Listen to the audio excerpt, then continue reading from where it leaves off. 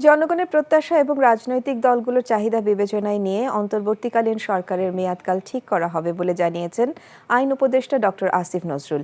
এদিকে অর্থ ও পরিকল্পনা উপদেষ্টা ডক্টর সালেউদ্দিন আহমেদ বলেছেন, মুদ্রাস্ফীতি নিয়ন্ত্রণে কাজ শুরু হবে। একই সাথে আর্থিক খাতের কেলেঙ্কারির সাথে যুক্তদের বিরুদ্ধে ব্যবস্থা নেওয়ার কথাও জানান তিনি। আজ সচিবালয়ে প্রথম কর্মদিবসে উপদেষ্টারা এসব কথা বলেন। রিপোর্ট করছেন হাসান জাবেদ।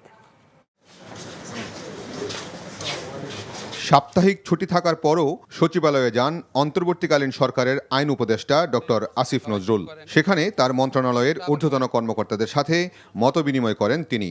সভায় 5টি সিদ্ধান্ত নেওয়া হয়। পরে সাংবাদিকদের তিনি বলেন, ন্যায় বিচার ও সাম্যের যে দাবি শিক্ষার্থীদের, তা নিশ্চিত করাই হবে তাদের সরকারের মূল চ্যালেঞ্জ। কিভাবে মিসক্যারেজ অফ জাস্টিস হয়েছে, বিচারের নামে কিভাবে হয়রানি হয়েছে, ন্যায় বিচার থেকে বঞ্চিত করা হয়েছে, এই পুরা প্রক্রিয়াটা সম্পর্কে ইনশাআল্লাহ আমি জানি। আমি আমার সাধ্যমতো চেষ্টা করব সংস্কারের আকাঙ্ক্ষা এবং নতুন নির্বাচনের আকাঙ্ক্ষার মধ্যে সমন্বয় করে যেটা যতদিন থাকা দরকার ততদিনই আমরা থাকবো, বেশিও না কমও না। অন্তর্বর্তীকালীন সরকারের আরেক উপদেষ্টা ডক্টর সালেউদ্দিন আহমেদও তার প্রথম কর্মদিবসে অর্থ মন্ত্রণালয়ের কর্মকর্তাদের সাথে বৈঠক করেন। অর্থ ও পরিকল্পনা উপদেষ্টা বলেন, দেশের অর্থনীতির গতি থেমে যায়নি, তবে মন্থর হওয়া সেই গতি ফিরিয়ে আনতে চেষ্টা করা হবে। বাংলাদেশ ব্যাংকের গভর্নরের পদত্যাগের বিষয়ে রোববার সিদ্ধান্ত নেওয়া হবে বলেও জানান ডক্টর সালেউদ্দিন আহমেদ।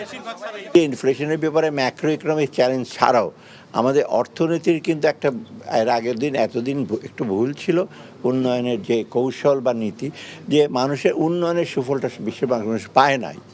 আমরা চাচ্ছি সমতা ভিত্তিক ন্যায্য একটা ইস্যু করতে, আয়ের সংস্থান লোকের বাড়ুক এবং বাজারে যেটা মূল্যস্ফীতি হতে যত সম্ভব কমো, মানুষ জীবন এবং জীবিকার ব্যাপারে আমরা যথাসম্ভব চেষ্টা করবো সব মানুষ। এদিকে রাজধানীর মতিঝিলে শিল্প মন্ত্রণালয়ে অন্তর্বর্তীকালীন সরকারের শিল্প উপদেষ্টা আদিলুর রহমান খান বলেন, শিল্প কারখানায় জ্বালানি নিশ্চিত করাই হবে তার প্রথম অগ্রাধিকার।